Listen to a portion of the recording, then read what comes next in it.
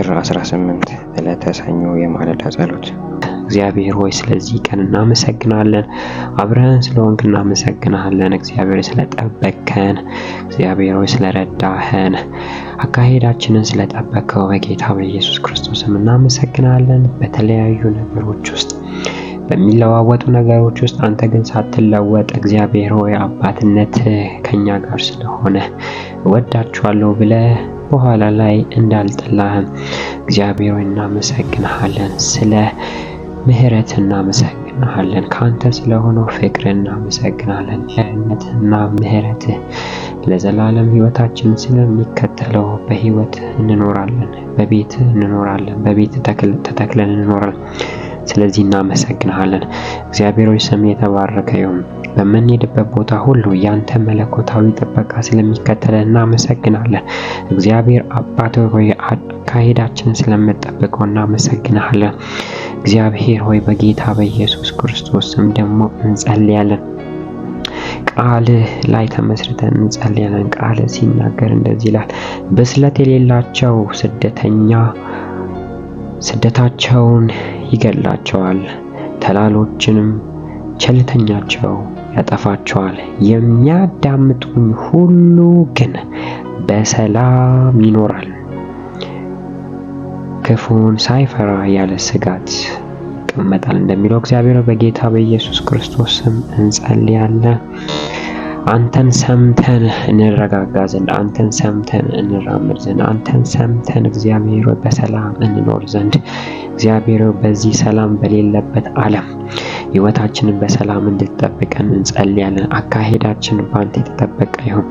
እግዚአብሔር በዚህ ጠዋት ለሚወጡ፣ ወደ ስራ ለሚሄዱ፣ ወደ ትምህርት ለሚሄዱ፣ ወደ ተለያየ ቦታ ወደ አገልግሎት የሚሄዱ እግዚአብሔር በጌታ በኢየሱስ ስም አንተን በመስማት ከስጋት እንዲያርፉ እጸልያለሁ። ከስጋት ማረፍ ይሁንልን።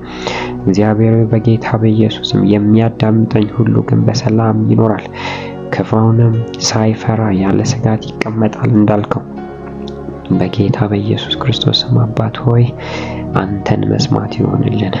ሁኔታውን መስማት ሳይሆን አንተን መስማት ይሆንልን። ያንተን ቃል መስማት ይሆንልን። ያንተን ቃል ሰምተን መታዘዝ ይሆንልን። ያንተን ቃል ሰምተን ረፍት ይሆንልን። ያንተን ቃል ሰምተን እግዚአብሔር ከስጋት ማረፍ ይሆንልን። እግዚአብሔር ሆይ ቃል ልክ ነው። ቃል እግዚአብሔር ሆይ የነጻ ነው። እግዚአብሔር ሆይ የነጠረ ነው።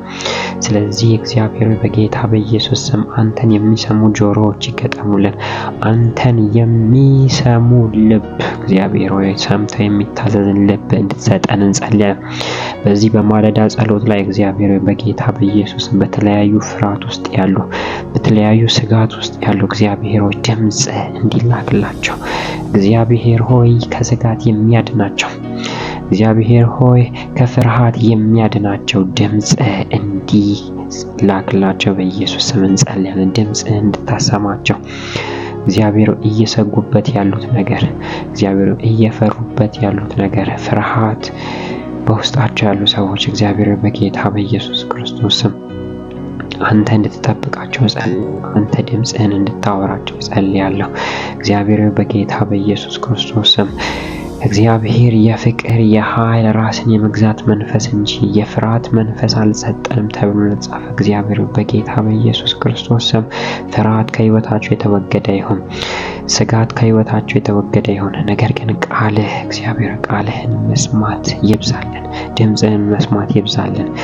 ሰላም ይኖረናል ያኔ፣ ሰላም ይበዛልናል ያኔ።